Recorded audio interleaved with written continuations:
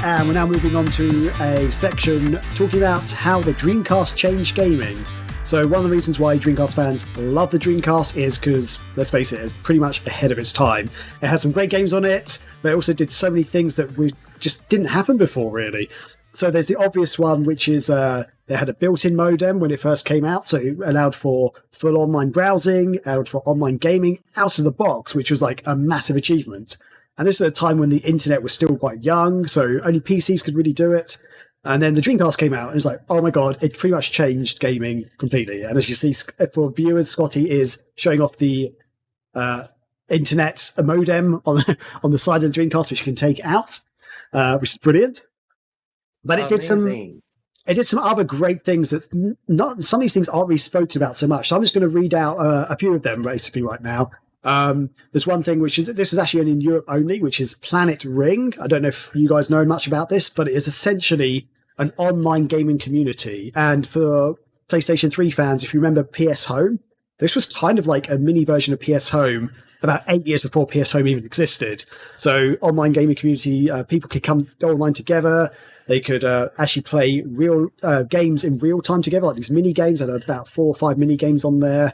It also had access to the Dreamcast microphone, so you could actually verbally communicate with people, which is amazing. And this is also 3 years before Second Life, which was like, as some of you might know, is a massive PC online gaming community, effectively. Planet Ring was a bit of a smaller affair, but it's incredible what they did at the time. Sadly, it was only out for a little bit, and it was Europe only, but it was such a cool idea, and yeah, really good. And Scotty is showing off the Dreamcast microphone right there. There was also, and this was actually Japan only, there's something called the Dream Library, which I actually only found out a little while ago about this. So this was effectively the Dreamcast virtual console years before the Wii came out. There were actually some sort of services like back in the day, like they had the Sega channel. Atari 2600 had something called Game Line, where you could essentially download, digitally acquire games for those consoles. But this was a bit different. This allowed you to play Mega Drive and NEC PC Engine games. So it was effectively, it was a bit more like the virtual console in that you were playing games not designed for the console you're playing on to be downloaded to your console. So that is emulating games, basically. It's legal, completely legal. So it was an amazing thing. But basically, rather than the virtual console where you buy games, you actually rented games from a period of between 2 to 7 days. Sadly, as I say, it's Japan only. But I mean, if the Dream Library was out in America or Europe, I think that would have been a massive thing.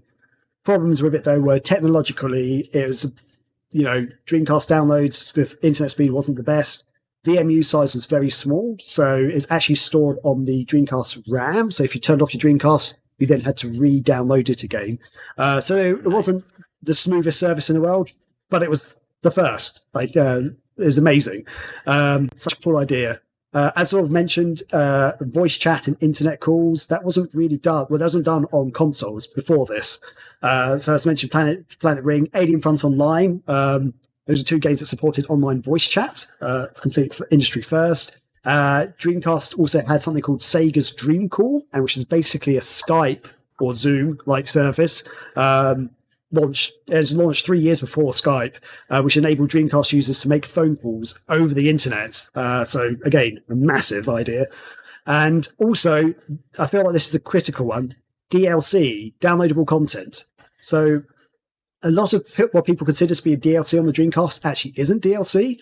So when you talk about Sonic Adventure with the Christmas stuff and the Christmas DLC or those other things, that was actually content that was locked to a disc. And what you were doing was downloading a little file which then unlocked it on your disc. So that was pre-planned content. However, the Dreamcast did actually have DLC. You had ghost saves for certain games, especially racing games. So that was content that could not be pre-planned. I'd race on a game like Metropolis Street Racer, for example, upload my ghost data. Scotty, you could then go and download it and race against me. So that was DLC. The limitations of the Dreamcast VMU and sort of storage for that meant that that's the only way they could really do it. But they were adopting DLC. They had future plans to have better, bigger memory as well, so you could download proper DLC for other games, but that never really came to fruition. But yeah, that's a huge thing that people don't really consider. DLC kind of really actually started on the Dreamcast. And one other last one I want to mention very quickly is 60 hertz compatibility worldwide. Now, for most Americans and also people in Japan or Asia, you probably wouldn't have even considered this to be a thing. It's not an issue for you at all. But essentially, in European countries, PAL region, TVs back in the day used to be 50 hertz, which initially was because it actually gave a better picture quality. So for TVs and shows and movies and stuff, technically we had a better picture quality, but 60 hertz had a faster frame rate, a refresh rate for the TV. And for early video games, didn't really matter. It's when faster games like Sonic the Hedgehog came out that we really started to notice that we had a downside to our gaming, for example. So Sonic the Hedgehog would actually run faster on the Sega Genesis and the Japanese Mega Drive. In Europe, our Mega Drive, Sonic and Sonic 2 and stuff noticeably was a little bit slower. Like for us, it was kind of fine, but when we started to branch out and see these other, what's happening in America and Japan, it's like, oh, wait a second. And the thing is, TVs in Europe were starting to support 60 hertz long before the Dreamcast came out. The console manufacturers like Nintendo from the N64, Sony for PlayStation stuff, they didn't actually ever have any games that worked like could do 60 hertz for PAL region. They always stuck to the 50 hertz. Dreamcast was the first one that actually so if you actually buy a lot of European games, when you start the game, it will say, would you like to play in 50 hertz or 60 hertz? Oh, and you could test your TV to see if it would support 60 hertz. And if it did, brilliant. You got to play like basically the American version. So you got to play Sonic Adventure at its proper speed, effectively. It was basically a massive thing. I've encountered that for Dreamcast indie games that I buy now. Mm-hmm. They have that option at the beginning. And the only other comment I have on all of that is blast processing. Yeah, brilliant. So, yeah, that's one of those things that people don't really realize. That was a thing back in the day, but all modern HD TVs do 60 hertz as standard. So your newer consoles, your Xboxes and stuff, you don't have that option anymore because it's just not a thing anymore. Back in the day, it was a massive thing. So yeah, that's just a few things that I wanted to talk about with passion. That some of the reasons why I love the Dreamcast and why it's so forward thinking for its time. So I'm going to hand it to you guys. Have you guys got any other thoughts? Any other things you want to talk about there? Really, I'll let Sadie go first this time. Mm-hmm. Okay. This is the first I've heard of the Dream Library right now in real time. There you go. That's fucking nuts. That's insane. Just that all of this stuff. And it reminds me of an earlier thing I read about Planet Ring before I was part of Megavision's staff. And when the magazine was only digital, Graham talked about Planet Ring. You can actually play that now with the Dreamcast Live community.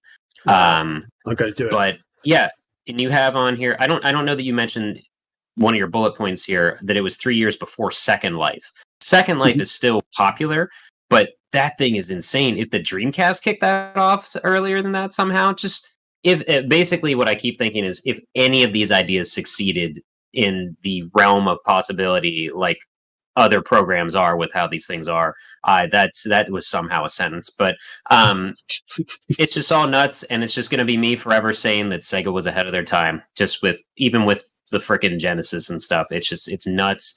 But this also lends to like how much money they were spreading themselves so far thin with all this stuff. Mm-hmm. That was part of it wasn't just the PS2 everybody that killed Sega, whatever. This is one of the many factors. Pros and cons, it's some of the great and horrible things, I guess, Totally. Yeah, I guess the thing that I always go back to is I see all this potential, and I see all the things that the Sega was doing with the Dreamcast and everything, and it makes me sad because it didn't get its full life cycle like so many other. Not at all. It basically got a couple years, and then it got the plug pulled from it, and so I always think about like what would have the Dreamcast would have done had it had a full life cycle, and I just thought of something. I would, I know that I remember reading in magazines back in the day that Sega had started talking about essentially updating the Dreamcast hardware So it's kind of like what manufacturers do today, and it's like what probably Nintendo is going to be doing in a few years with the Switch. They're going to release like some new iteration of it with better internals. So it maybe have like a faster processor, may have a bigger hard drive, things like that. Sega was talking about doing this with the Dreamcast like back in the day. And the way it was explained, at least how I remember it, is that you would send in your Dreamcast somewhere, and then they would go in and update it, put in new stuff, send it back to you, and then you'd have like an updated Dreamcast. So the idea was that the Dreamcast hardware capability would continue to improve over the life cycle of the system. So you'd be able to continue to get better games. And so there's potential, if that would have happened, like Dreamcast games would have looked much higher quality than PS2, even if that would have actually happened. And I think that possibility is so cool. And I love to think about that. Yeah. It's nuts. It's really nuts. I do have one more thing that I thought about as you were mentioning that stuff, Chris. My friends in high school were super duper into EverQuest Online on the PS2. Oh, I played that a lot too. I played that a lot. But the reason I bring that up is the Dreamcast had a modem. The PS2, you could eventually get I think it was a hard drive and a modem or something like that expansion.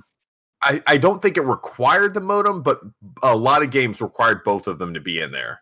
Right. Okay. Or I'm sorry, the hard drive. I'm sorry, you didn't have to have a hard drive connected to it to put it in and hook it up. Oh, okay. But required both peripherals. Yeah, the PS2 had this giant box that you would put onto the back of your console to play things online, essentially.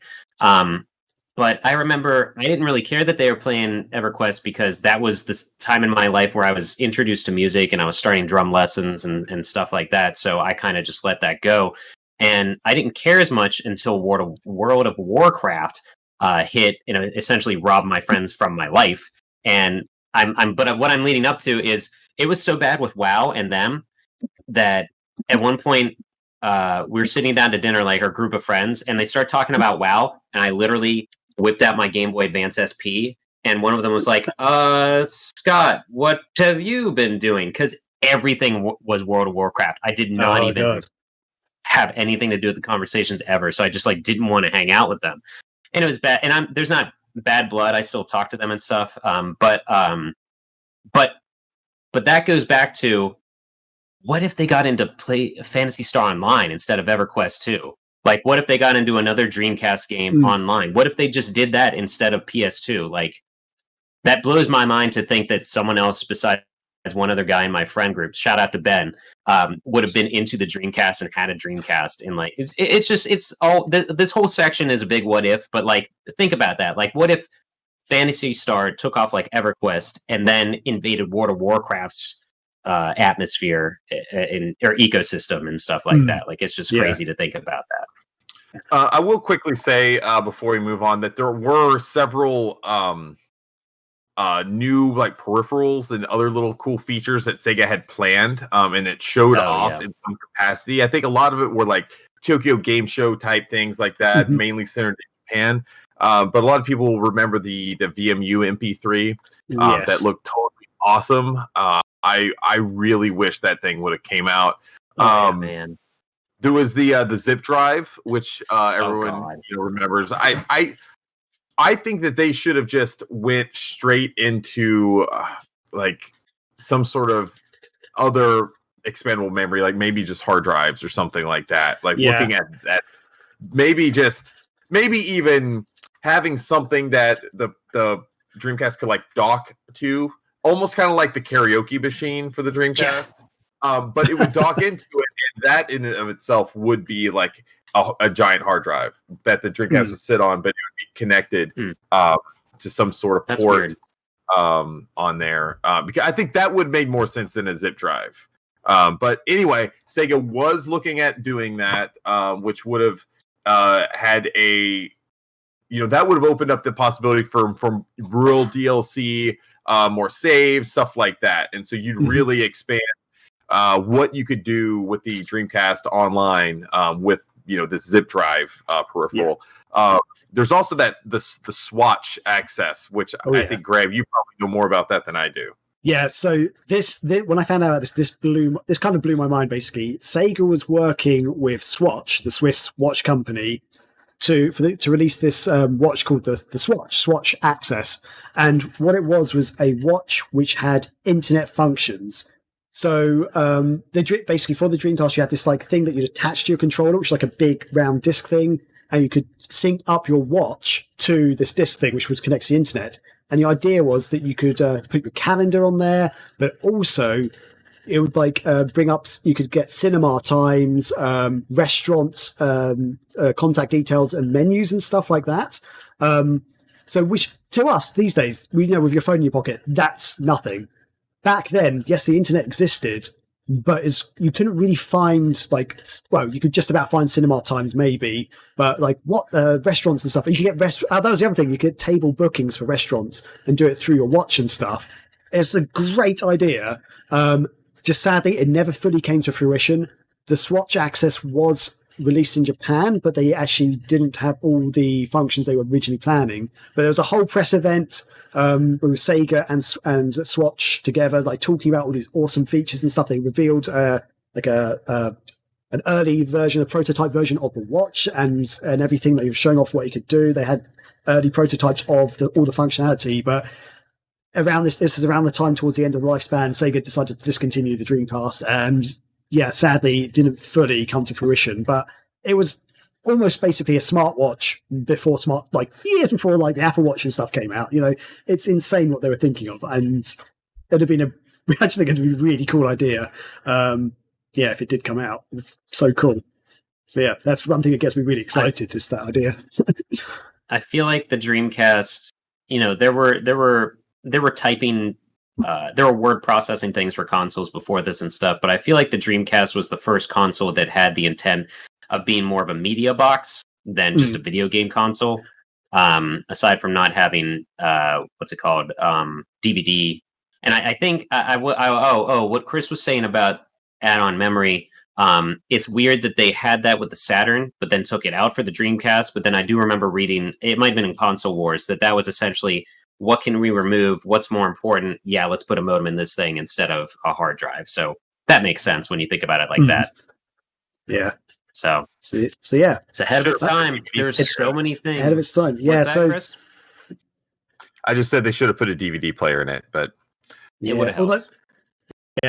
The cost of them having a DVD, because Sony was in the DVD industry, it's cheaper for them. I think there's reasons it would cost a lot for them to put it in compared to Sony's doing it for the. Anyway, But as we say, let's wrap up this bit. It just goes to show. Just wanted to touch on like how advanced it was and some of the cool ideas they were going to have for the Dreamcast.